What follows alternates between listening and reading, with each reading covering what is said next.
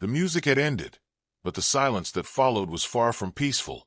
Beneath the glimmer of champagne glasses and the final note of a haunting piano waltz, Hercule Poirot sensed it.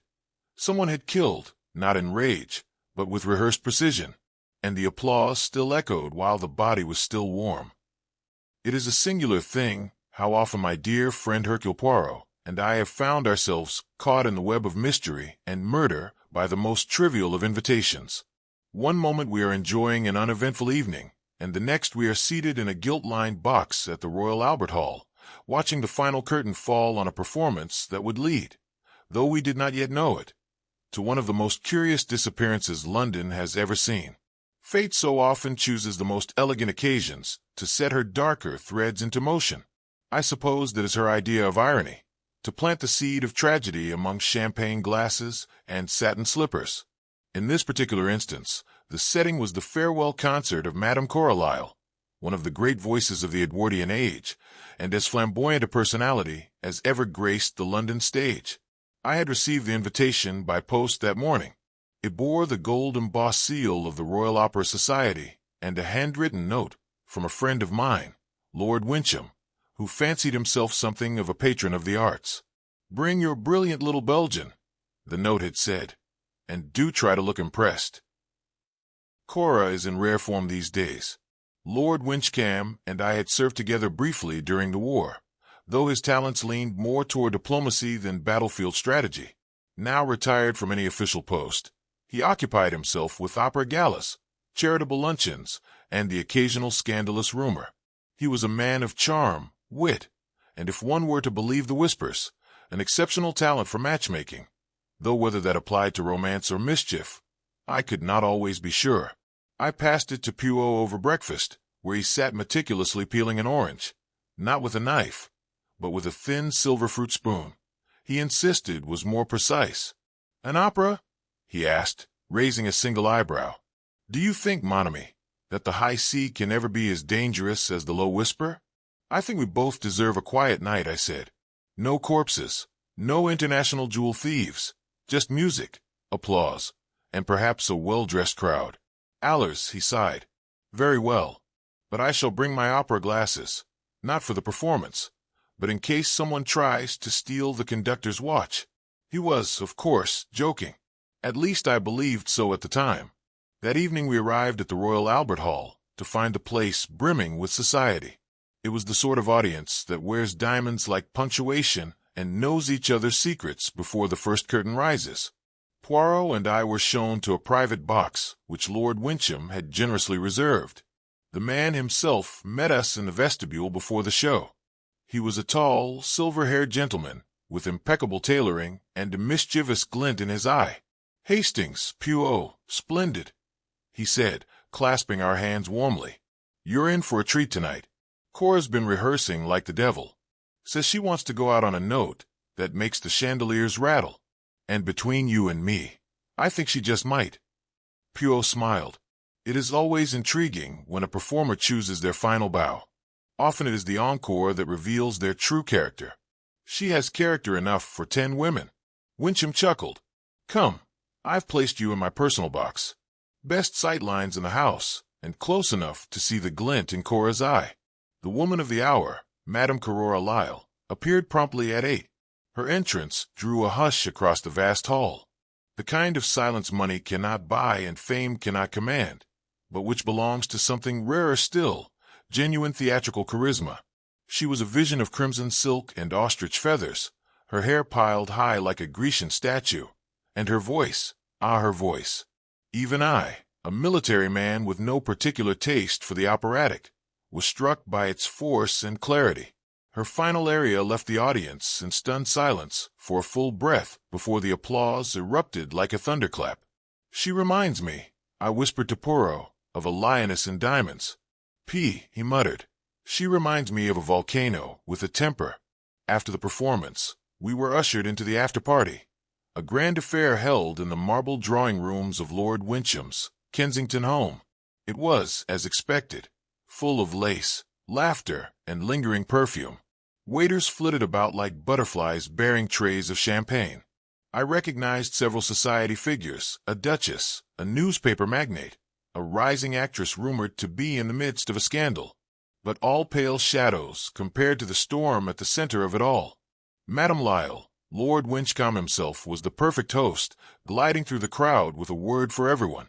"She may be a diva, but she's our diva," he said to me in an aside, watching Cora hold court in a swirl of admirers. "If half the rumors are true, this will be the last peaceful evening she has for some time." She was radiant, triumphant, and already halfway into her second glass of champagne when she spotted us. "Ah, the detective," she called, her voice resonating even above the chatter.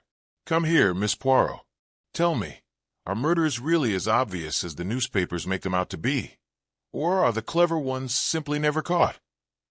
Pooh smiled and offered a courteous bow. "Madam, I find that the cleverest murderers often trip over their own vanity." "How frightfully dull for them," she replied, her eyes gleaming. "Do you dance, monsieur?" "Alas, I leave the dancing to my friend Hastings. He is more graceful than I." "Nonsense," I protested. Cora laughed and took my arm anyway, spinning me half a step across the marble floor before releasing me again. "If I weren't retiring," she declared loudly, "I'd have written a part for you. A gallant officer who saves the soprano from a poisoned glass." "Surely," I replied gallantly, "you'd save yourself." From the edge of the room, a man coughed politely. Cora turned. "Ah, forgive me. My husband, Dr. Lionel Crispin." He stepped forward, a pale man with neatly trimmed mustache and the air of one forever apologizing for existing. He was perhaps in his late 40s, with the build of a sedentary man and a pair of spectacles that sat low on his nose. His handshake was limp. "Charmed," he said quietly. "Forgive my wife. She thrives on attention." "Don't we all, darling?" she said brightly and turned back to her audience. There was a moment of quiet as he stepped back into the shadow behind her. Poirot's eyes lingered. Later that evening, as we were making our way to the car, I couldn't help but remark, Crispin seemed an odd match for someone like her. He is the shadow to her spotlight. Poirot said, "A man does not mind shrinking if he is sheltered, but when the shelter becomes the storm, then he must choose whether to run or resist." "You don't think?" No, I think nothing yet. But Madame Lyle is a woman of fire, and fire," he added, adjusting his gloves, "does not always extinguish itself peacefully." Soon after we excused ourselves, the hour was late, and the room had grown too warm. As we stepped outside, a thin London fog had begun to settle. I buttoned my coat and glanced back at the golden windows of the drawing room. "She's quite the character," I said. "What a life! Scandal, talent, beauty. I suppose now she'll go to the Riviera or Rome and write her memoirs." Poirot shook his head. "Knowing Hastings, that woman is not ready for quiet. She still enjoys too much the attention of others. The spotlight, yes, but also the drama. You think she'll return to the stage?" "No, mon ami. I think she will not leave it at all." The remark puzzled me, but I was used to Pooh's odd little comments. I did not think of it again. Not until 4 days later, when the headlines shouted across London papers, "Opera star vanishes. No trace of Cora Lyle. Husband claims she left in the night theaters in shock." And that, dear reader, is where our story truly began. I cannot say with any degree of scientific certainty what causes one to wake at a particular moment with a sense that something is not quite as it should be. But when I opened the Times that morning and saw Cora Lyle's photograph staring back at me above the headline, "Opera star vanishes. No trace of Cora Lyle," a peculiar shiver ran down my spine. It was not the chill of surprise, but rather that strange ripple one feels when the pieces of a puzzle, long dormant, begin to stir. Poirot was already at the breakfast table when I descended. He was as ever immaculate, the creases in his trousers so sharp one might slice toast with them, and his egg cut into perfect A's, which he ate in clockwise order. "You've seen it, I take it," I said, tossing the paper beside his cup. "Mais oui," he murmured without looking up, though the story contains more smoke than fire thus far. "She simply vanished," I exclaimed. "No note, no luggage. Missing nothing but her husband's word that she left of her own accord. Doesn't that strike you as rather thin?" Poirot finally glanced up. "Thin? Yes, but often the thinnest tale reveals the most texture," when examined closely. He tapped the newspaper. Dr. Crispin states she departed in the night, leaving him asleep, that he awoke to find her dressing room empty and her trunks untouched. He doesn't exactly look the sort to inspire dramatic allotments, I said dryly, unless she ran off with his spectacles. Poirot allowed himself a small smile. Come, Hastings, let's not underestimate the power of the unremarkable. Often the most dangerous snakes are those mistaken for garden worms.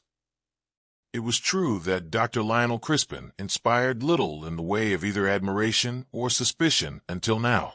And yet, as I recalled that evening at Wincham's, I remembered the way he had stood behind Cora, quiet, watchful, almost entirely erased from the scene. A man who lived in shadows, and perhaps had learned how to wield them. Before noon, we had been summoned by no less air figure than Inspector James, who met us at Scotland Yard with his usual briskness, and a pot of particularly dreadful tea. Gentlemen, he began, I don't need to tell you that the press is frothing. A vanished diva. Society is beside itself. I've got 4 reporters downstairs already asking whether the Russians were involved. Poirot raised an eyebrow. And were they? Snorted. Not unless they smuggled her out in a cello case. He handed us a copy of Crispin's initial statement. It was brief, colorless, and utterly uninspired. Claimed she couldn't sleep. Said she'd go for a walk to clear her head. Apparently, that was not unusual for her. She liked to take nighttime air in their garden. But this time she never came back. Was there a gate left open? I asked. Locked. Their driver says the car wasn't taken. Neighbors heard nothing and no sighting since. Poirot tapped his chin thoughtfully. Tell me, mon ami, did you speak to Lord Winchcam? Nodded. Cooperative if a bit dramatic. Said she was in good spirits at the party. No signs of distress or nerves. But here's where it gets odd. Her maid insists Madame packed a Val the day before the concert. Small one gone now. Husband claims to know nothing of it. Poirot and I exchanged a glance. A packed bag and a vanishing act do seem to suggest planning, I said. But then why leave her jewels behind? Lean back. Exactly. Nothing of real value missing. Just that bag, a pair of gloves, and her silver cigarette case. And Dr. Crispin, Poirot inquired. Grimaced. We had a quiet word. No signs of struggle in the home. No blood, no broken glass. Man's nervous, but that's to be expected. Claims he went straight to bed after they returned from the gala. Didn't even stay up for his usual cocoa. No alibi, of course, but no clear motive either. No clear motive, Poirot repeated, is not the same as no motive. From that moment, the good doctor became, in my eyes, the most obvious of suspects. We paid him a visit that very afternoon. The Crispin townhouse in Belgravia was respectable, neat, and just a trifle mournful. It was not difficult to imagine a woman of fire feeling caged within those walls. Dr. Crispin greeted us with the soft gloom of a man trapped in the middle of an unfolding scandal. He looked thinner than I remembered, and his fingers trembled slightly as he poured tea. I could not help noticing the scratches, faint but fresh, along his right wrist. From the cat, he murmured, noticing my glance. Corora's Persian. It has not taken well to her absence. Few of us have, Poirot said quietly.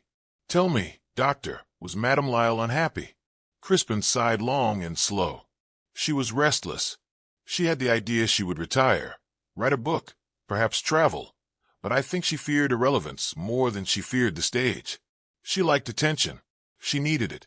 And did she often leave the house in the night? Occasionally. She said the air helped her think. And did you hear her go? No, Crispin said, rubbing his forehead. I woke around 5. Her side of the bed was empty. I thought nothing of it at first. She often slept in her dressing room, but she wasn't there. I checked the garden, the guest room, the parlor. Then I called the police. His answers were calm, but lacked conviction.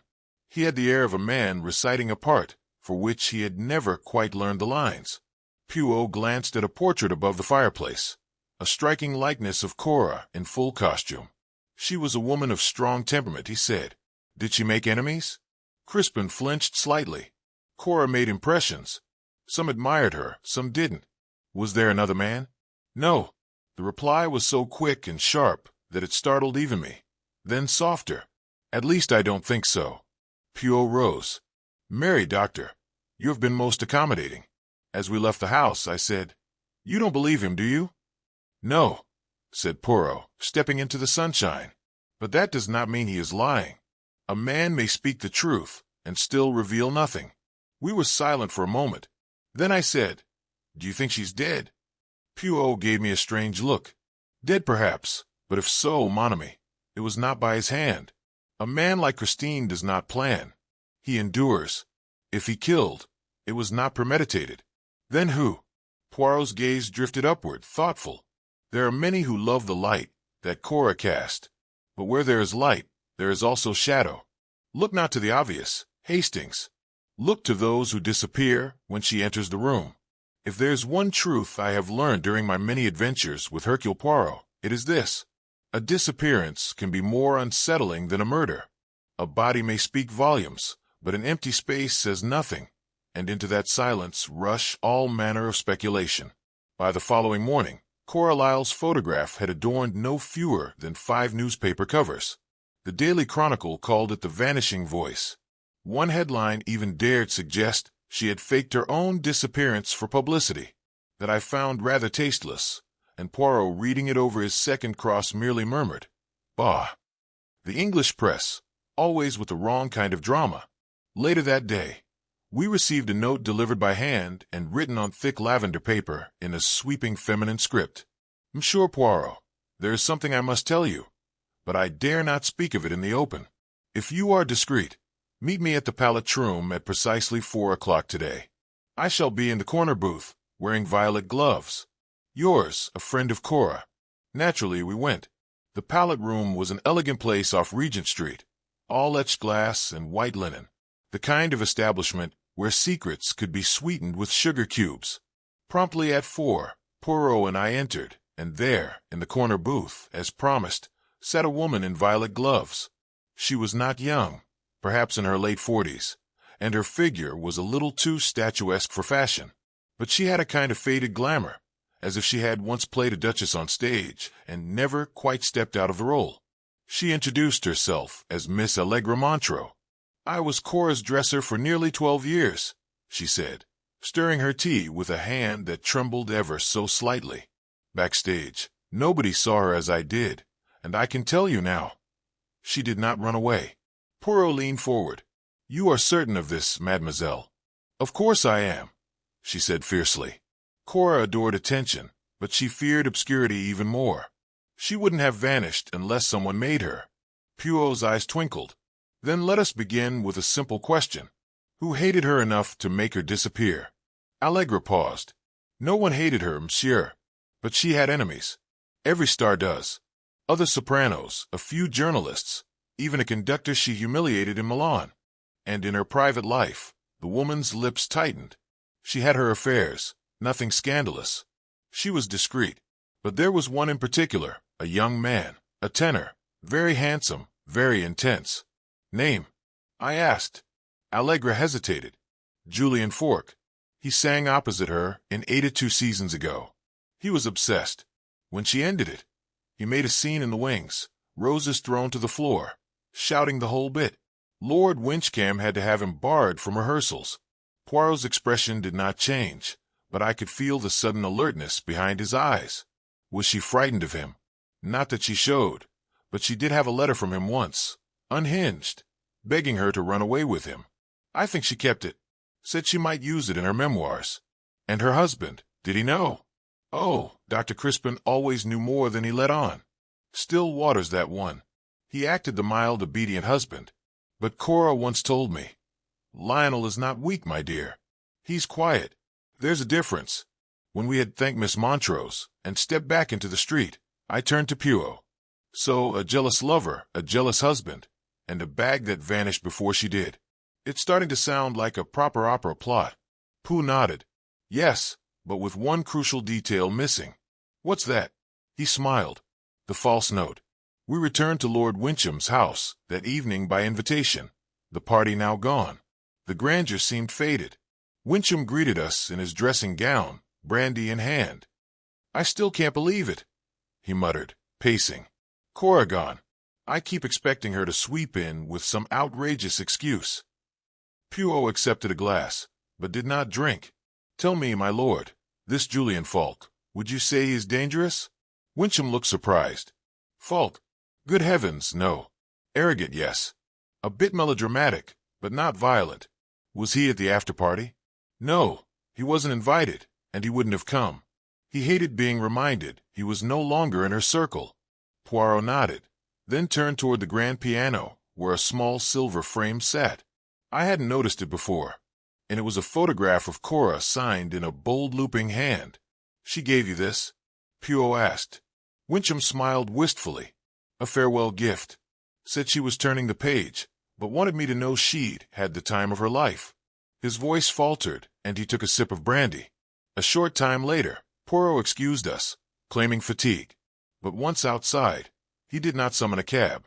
Instead, he said quietly, "There is something very wrong about this picture." I glanced back at the house. You mean Lord Winchcam? No, Hastings. I mean the photograph signed dated Tuesday. But Madame Lyle disappeared Monday night. I froze. Good Lord. Poirot's voice grew soft. So either the photo is a forgery or Coral was still alive after her husband claimed she vanished. We stood in silence. Then Poirot added, "Tomorrow we visit the opera house. I suspect the next clue lies not in her home, but in her dressing room, in the world of grease, paint, shadows, and rivalry. The stage, Hastings, conceals many things." The next morning dawned gray and uncertain, as though London itself hesitated to reveal anything clearly. Fog curled along the pavements like a cat, reluctant to be disturbed, and even Poirot, ever precise, appeared slightly out of sorts. His usual breakfast ritual, the symmetrical slicing of toast, the perfectly placed butter, was abandoned after one glance at the Times, where the story of Coral Lee's disappearance had now taken on the tone of a sordid melodrama. "She is not a ghost, Hastings," he muttered irritably, brushing crumbs from his immaculate lapel. "And yet the journalists write as if she has vanished into mist, leaving only her perfume behind." "She might as well have," I said. "No note, no witnesses. And now that signed photograph, turning up a day after she allegedly disappeared. You don't still suspect her husband?" Pooh arched one eyebrow. "Dr. Crispin is an obvious suspect. Too obvious. That does not absolve him, but it obliges me to look harder at those who remain comfortably in the shadows." He placed his napkin on the table with ceremonial finality. "Come, Menomi, we go to the theater." The Royal Opera House was not yet open to the public, but a quiet word from Poirot, and a glimpse of his card gained us entry. We were met in the lobby by the assistant manager, a nervous man named Mr. Welby, who clutched his clipboard like a life raft. "Terrible business, gentlemen. Terrible," he said in a hushed voice. "She was a pillar of this institution. Difficult, yes, but brilliance is often edged with thorns. This way." He led us down corridors that echoed with the ghosts of applause, to the backstage wing, and a small dressing room at the end of a narrow passage. A faded gold star was still affixed to the door. "No one's touched a thing," Welby said, unlocking it with a key that jangled faintly. "Police said they'd be back today, but I'm sure they won't mind you having a look." Poirot stepped in slowly, eyes narrowing. I followed, and for a moment I felt as though we had stepped inside a moralium. The scent of powder and violet water still lingered in the air. The room was rich with feminine detail. Long silk scarves draped over the mirror, a collection of opera glasses inlaid with mother-of-pearl, a scattering of sheet music. A dressing gown of peacock blue hung from a hook, still bearing the imprint of her shoulders. Pooh approached the vanity and carefully lifted a silver-topped atomizer. "Lily of the valley," he murmured. "Too delicate for a woman like Cora. A gift, perhaps." He turned to Mr. Welby. "She had no performances scheduled yet. This room looks ready for her return. Was she in the habit of keeping it prepared?" The man nodded. "Madam insisted on it. Said inspiration could strike any day. She might vanish for a week, then suddenly want the lights on and tea made in 10 minutes. We indulged her. And was she here the day before she disappeared?" "Yes. She stopped in late Sunday. Said she was dropping off new music and meeting someone. Wouldn't say who." Pooh turned toward me. Someone she did not wish to be seen with, perhaps. Someone from her past or her future. He moved toward the mirror and gently lifted a piece of sheet music. Underneath it was a calling card. He held it up between two fingers. Ah! The little gray cells stir to life. The card read Julian Folk Tenor Grand Pale de Genevieve. There was no message, but the implication was clear. We stepped back out into the hall. I think it is time we spoke with this Julian Falk, Poirot said. But not here. Not while he might prepare his story. No, I would prefer to surprise him. It did not take long to learn that Julian Falk had been staying at a small hotel near Bloomsbury, not grand, but fashionable enough for a visiting performer. We arrived without announcement. The concierge hesitated. Mr. the Falk hasn't been seen since Monday evening. Poirot blinked. You are certain? Yes, sir. He left with a suitcase, seemed in a state, if I may say so. Said something about needing inspiration. Poirot's fingers drummed the counter. Did he leave a forwarding address? The man shook his head. No, sir. Just a note for the laundry. Pooh turned away. Come, Hastings. The net is widening, but not evenly. Back at our flat that evening, Poirot did not pace. He sat instead in his armchair, fingertips pressed together, eyes closed, thinking. I knew better than to interrupt. I busied myself with the paper. It was there I saw it. A small item in the art section. Private concert at Wincham House for foreign dignitary. Sources suggest music, to include unpublished works of Madame Cora Lyle. I read it aloud. Poirot opened one eye. Ah, now that is most interesting. What is that? Lord Wincham in his grief has found occasion to profit from her legacy. You don't think? Poirot shook his head. Not yet. But we must be wary. There is too much performance in this case. Too much that is rehearsed. He stood and adjusted his cuffs. Tomorrow we return to the beginning. There is something I have missed. Something absurdly small but out of place. What is it? Poirot smiled faintly. I do not know. That is why we must look again. As any stage magician will tell you, the trick is not in the disappearance, but in the misdirection. The following morning, I awoke to the unmistakable sounds of Poirot humming to himself in a minor key, an ominous sign. He was seated at the breakfast table, not eating, but rearranging lumps of sugar into geometric patterns with surgical precision. You have a theory, I said, still groggy. No, mon ami, he replied. I have a thread, and threads, when pulled carefully, often unravel entire tapestries. But this thread, it came from a voice. I blinked. A voice? He tapped a spoon against his cup. You remember the photograph that arrived late, and the calling card from Julian Falk? Of course. Well, I have learned this morning that Monsieur Falk was once engaged to another singer in London, a certain Miss Ivy Mlan. The name meant nothing to me, but Poirot saw my confusion and continued. She was once a promising soprano, a student of choral, in fact. But something changed. She has not been heard on a public stage in over a year. Professional jealousy or something more personal. They say Cora was like a flame, beautiful, captivating, but capable of burning those who came too near. Perhaps Miss Mlan bears such a burn. We found Miss Mlan not far from Covent Garden, living in a small but tasteful flat that overlooked a quiet square. She received us in a rose-colored sitting room, with music scores scattered artfully across a piano. She was in her late 20s, I guessed, delicate-featured with chestnut hair and a voice that carried the kind of soft defiance one finds in those who have been hurt but will not admit it. Cora is missing. Yes, she said coolly, pouring tea without offering us sugar. But she's always disappearing, isn't she? Especially when there's applause to be stolen. You knew her well, mademoiselle? Poirot asked gently. I was her protégé for a time, until she decided there was only room on the stage for one soprano, and naturally it had to be her. Poirot inclined his head. And your fiancé, Julian Falk, he too was redirected. Her cup paused midair. Julian and I were over before he met her. Or rather, we were over because he met her. You may draw your conclusions. Poirot's gaze sharpened. And were you in touch with either of them recently? No, she said too quickly. I mean, not directly. I may have heard that Julian was in town, but we didn't speak. And as for Cora, I haven't seen her since last spring. Poirot said nothing for a moment, then stood. Merci, mademoiselle, that is all for now.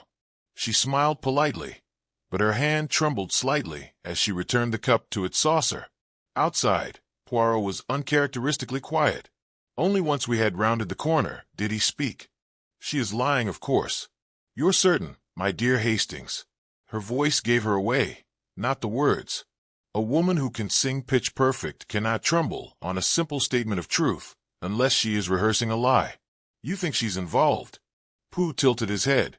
I think she knows more than she admits. Perhaps she resented Cora. Perhaps she envied her. But envy, Hastings, envy does not kill alone. It needs provocation. That evening we returned once more to Wincham House under the pretense of delivering a personal letter from Poirot to Lord Wincham. In truth, Poirot wished to observe the preparations for the private concert rumored in the papers.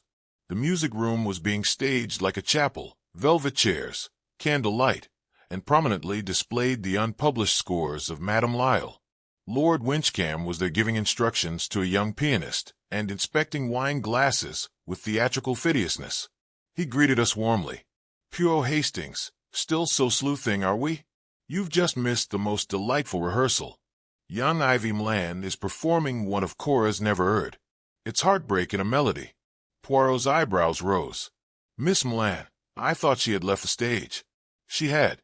But now, well, London loves a tragedy. And if the great choral has vanished for good, the city will need someone to fill the void, won't it? Indeed, Poirot said quietly. And so, the curtain rises again. Only the stage remains the same. Back at our flat, Poirot sat in silence for some time, gazing out the window into the fog. Finally, he spoke. Hastings, do you know what troubles me most? I shook my head. It is not the disappearance. It is the timing. Cora was no fool. She would not vanish without purpose. And yet, just as she prepares to retire, just as her rivals gather, she disappears. Not before her triumph, but after. You think she staged it herself? Pooh steepled his fingers. No, but I believe she saw the final act of her life as a performance, and someone close rewrote her ending. He stood and retrieved the photograph from the side table, the one that had arrived late. He flipped it over, studied the inscription once more. Look here, Hastings, for memory's sake. That is not something one writes if one expects to return. Then you think I think Madame Poirot said grimly that we are no longer looking for a missing diva. We are searching for a killer with a perfect pitch. It was 2 days later when the body was found, but it was not Madame Cora Lyle. We were in the drawing room of our flat, Poirot, carefully trimming a lavender sprig and muttering about the chaos of English floristry when the doorbell rang. I answered it to find a red-faced constable who'd clearly run the distance. Message from Chief Inspector Japp, sir. Immediate like. Pooh accepted the note with a little bow and scanned it. His eyes, already sharp, narrowed still further. Come, Hastings, he said. The performance is not over yet. It seems we have reached the intermission. We were taken to a narrow house off Gower Street, a quiet place better suited to scholars than to scandal, but scandal had come nonetheless. A body lay slumped across a parlor settee draped in a silken shawl. It was Julian Falk. His expression was oddly peaceful, though the pistol near his right hand suggested otherwise. A single shot had done the work, clean through the heart. On the table beside him was a half-empty brandy glass, and a letter addressed in precise script to Detective Hercule Poirot. Poirot opened it without ceremony. To Monsieur Poirot, who always sees too much. I can no longer carry the burden. I loved her, but she belonged to no man. I watched her disappear from me long before she vanished from the world. Please do not judge me too harshly. Julian Falk, arms folded, gave a low whistle. Open and shut, guilt, love, suicide. Don't often get confessions that neat. But Poirot was frowning. No, my friend, he said softly. This is too neat, too framed. He turned abruptly toward the fireplace. Hastings, the photograph there, propped on the mantel. I stepped closer. It was the same image we'd seen before. Cora in evening dress, eyes half lit with drama. But now something new. A smear of ink. No soot on the corner. Poirot's fingers danced around it. This photograph has been moved recently. The dust does not lie. He pointed to the floor. And here in ash fresh, But Julian Falk did not smoke, nor is there a pipe or cigarette in the room. Raised a brow. You're saying it was staged? I say, replied Poirot, that our Mr. Falk was silenced, not by his conscience, but by someone else's plan. We returned home under gray skies. Poirot's mind seemed to race in silence, though he did not speak until we had crossed the threshold, and he had adjusted his booty, as though truth required proper attire. There's one detail that no longer fits Hastings, he said. You recall the area Ivy Mlan rehearsed? Yes, the one written by Cora, but never performed. Precisely. It was said to be new, but I made inquiries this morning. That melody, it was composed years ago, and yet Miss Mlan claimed to have received it only a week before the disappearance. Delivered by hand, she said. I blinked. From whom? She claimed a note was attached for your voice, now that mine is gone. But the handwriting, I checked it against the letter Julian Falk left. Identical strokes. He turned to face me. So either Cora is alive and writing, or someone forged both letters, one to inspire, the other to condemn. And you think the same person wrote them? I think he said carefully that someone is playing the part of composer, dramatist, and now murderer. That evening we received a visitor, Miss Ivy Mlan. She arrived unannounced, trembling in a cloak too fine for the weather and eyes too bright for morning. I had to come, she said, stepping into the parlor. I read about Julian. It's all so terrible. But it isn't true, is it? What is not true? Mademoiselle, Poirot asked. That he killed himself, or that he killed her. There was silence. Pooh gestured for her to sit. Tell me, Miss Mlan, where were you the night Madame Lyle disappeared? She hesitated. I was at rehearsal preparing for the private concert. I left early around 10 o'clock. Can anyone confirm that? Her face tightened. I don't know. Perhaps Lord Wincham. He arrived as I was leaving. And did you speak? A pause briefly. He offered me a drink. I declined. Poirot nodded. One final question. Where did you obtain the music for the aria? Her voice was thin. It came in an envelope. No return address, just the score and the note. Poirot leaned forward, eyes suddenly blazing. You are a fine singer, mademoiselle, but even the finest of voices cannot always disguise fear. If you are being threatened, or if you have made a grave mistake, now is the time to speak. Her mouth opened, closed. Then in a whisper, I didn't kill her. I swear to you. But I think I know who did. Pooh stood. Born. That mademoiselle is the first true note we've heard all week. It was near midnight when Ivy Mlan left our flat, more composed than when she arrived, but still with that haunted look one sometimes sees in women who have brushed too close to ambition or death. Poirot stood in the window after she'd gone, his hands clasped behind his back. She is frightened, he said at last, and she is telling the truth, at least most of it. But who is she protecting? I asked. Falk is dead. Cora is presumed. I hesitated. Well, vanished. But if not Falk and not Ivy. Poirot turned. Then someone who has remained just outside the spotlight. Not the singer, not the lover, but someone who understood how to orchestrate the drama. I frowned. You mean Lord Wincham? He did not answer directly. Instead, he moved to his writing desk and opened a slim leather folio. Inside was the forged note that had accompanied the aria, Ivy's mysterious score. Poirot placed it beside Falk's suicide letter. The strokes are the same, the ink even. But more interesting is what is missing. He pointed. There is no water seal on the paper, no McCaker's mark, which tells us it was bought not from a stationer, but from a theater prop house or an amateur's collection. Both letters were written to be found. A knock interrupted us. Entered, trench coat still dusted with rain. He looked tired, irritable. You wanted that background on Wincham, he said, tossing down a file. There's no smoking gun. War record clean investments in theater generous, but modest. He's had some debts, but nothing desperate, though. Poirot's eyes lit up. Ah, though always important. Nodded. Though his name did come up once, an anonymous tip years ago. A singer's disappearance in Paris unsolved. That sharpened the room like a knife. Ivy named him, I said slowly. She said he offered her a drink the night Cora vanished. Poirot tapped the folder. Then we must ask, What sort of man remains so devoted to fallen stars? Who preserves them in portraits, revives their lost areas, and surrounds himself with echoes of brilliance?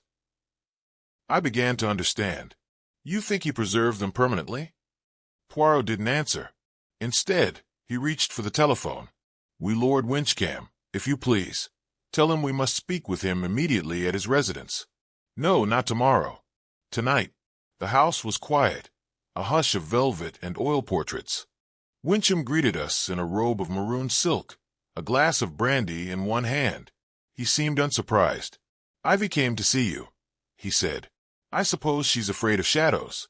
Poirot's expression was unreadable. "She is afraid of truth, my lord, and perhaps of what you might do to bury it." Wincham smiled faintly. "You have theories, Miss Poirot. I have facts. You were the last person to see Ivy the night of the disappearance. You had reason to hate Julian Falk, the man Cora nearly left her husband for, and you were the only person who knew the full schedule that evening, which doors were locked, which servants dismissed." Winchcombe sipped his brandy, and Motive paused. "You did not love Cora," he said finally, "but you loved what she was, a relic, a myth. You made her into a symbol, and then could not bear to watch her age, to fade, to move on. You wanted to keep her in a perfect light, and when she said she was retiring truly this time, and taking her voice and her legacy out of your gallery, Wincham laughed once, a hollow sound. I gave her everything," he said, "introduced her to critics, hosted her shows, shielded her from ruin, and she was ready to vanish into the Riviera, and let her memory rot in cheap memoirs and some torty marriage to a tenor with bad vowels." Poirot stepped forward. "So you staged her final curtain. You lured her to a private rehearsal, drugged the wine. It was quick, I hope. She died in the one place she still felt adored." Wincham said softly on stage. There was a silence. Who had entered quietly behind us spoke from the shadows. "And Falk." Wincham sighed. He came too close. He began asking questions. She had confided in him, said she feared someone was following her. He told Ivy, and Ivy told me. Poirot's voice was quiet, and so another final act. Wincham raised his glass one last time.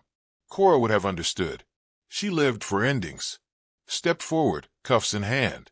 We stood in silence as the sun rose over Kensington. The city, ever unaware, continued to hum. "She never stood a chance," I said. Poirot nodded. "No, because she was no longer a woman to him. She was a performance, and performers to men like Wincham are not allowed to bow out, only to die beautifully. And Ivy, she will be safe now," he said. She gave him the benefit of doubt, as many women do, but she knew. She sang the aria, but she never liked how it ended. He looked up at the pale sky. "The theater is closed," he said softly. "The curtain has fallen." Epilogue, Cora's last note. It was weeks before the full truth emerged, pieced together from fragments Poirot had long suspected, and confessions extracted not by force, but by silence, scrutiny, and that relentless whisper of guilt which visits the defeated in the darkest hours. Cora had died the night she vanished. That much was certain, but it was not murder in the traditional sense. There were no bruises, no broken bones, no gasping struggle. She had trusted him. The rehearsal had ended early. Wincham had offered her a nightcap, as he often did when she was too weary to face the adoring crowd outside the theater's back door. She was tired. She was finished, not just with the evening, but with the whole performance of being Cora Lyle, the dazzling soprano, the phantom in feathers. She told him so that night, in words plain and without flourish. She would marry Julian, she said. She and Lionel, her estranged husband, were to formally separate. The doctor had agreed quietly, with an air of resignation. She and Julian would move to the coast. She would open a music school. No more concerts, no more costumes. Winchcombe smiled, poured the wine, and spoke about her legacy. The poison was tasteless. She never knew. She collapsed softly into the cushions of the old chaise in the green room, one hand curled beneath her chin. Peaceful, eternal.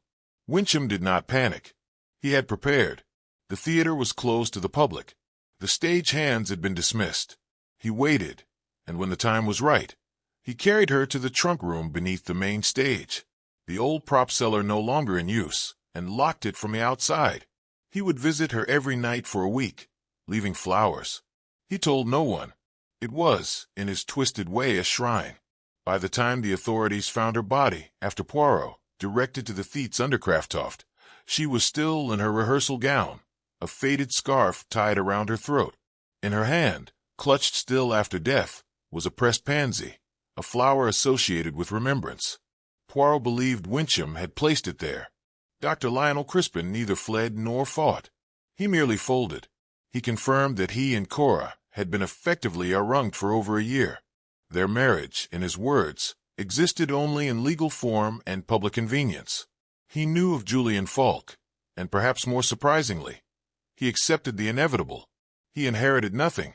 Cora had revised her will only weeks prior, leaving the majority of her estate to fund a music scholarship for women of limited means. I was never in love with her voice, Crispin said before being dismissed from questioning, only with her silence. He retired quietly to a coastal village in Devon. We never heard of him again. Julian Falk was buried beside Cora, by her instruction. Ivy Milland sang at the memorial, not the infamous aria, but a quiet traditional ballad. No orchestra, no spotlight. Poirot and I sat at the back of the chapel. He removed his hat only once during the silence that followed the final note. Outside, Ivy found us. She was tired, she said simply. She wanted to be remembered for her voice, not her vanishing. Poirot nodded. And now she shall be. Ivy handed him something. An envelope yellowed at the edges. She wrote this to me the week before she died. I didn't show it before. I thought it might shame her, but I think she'd rather be known, truly known, than mythologized. Poirot opened it later that evening. It was brief. My dear Ivy, I see in you the hunger I once had, the fire. Let it burn brightly, but don't let anyone else light it for you. They'll try. They always do. I'm leaving the stage, but not because I have nothing left to give, only because I choose to stop giving it away. Yours in music. See. Music, as the final notes fade into silence. Hercule Poirot unmasks Lord Winchcam as the architect of Cora Lyle's tragic end. Obsessed with preserving her eternal myth, he silenced her voice, and that of her lover, Julian Falk. Poirot, where the music ended, concludes with justice served, yet echoes of obsession lingering like a forgotten aria. We hope this descent into Edwardian intrigue has enthralled you.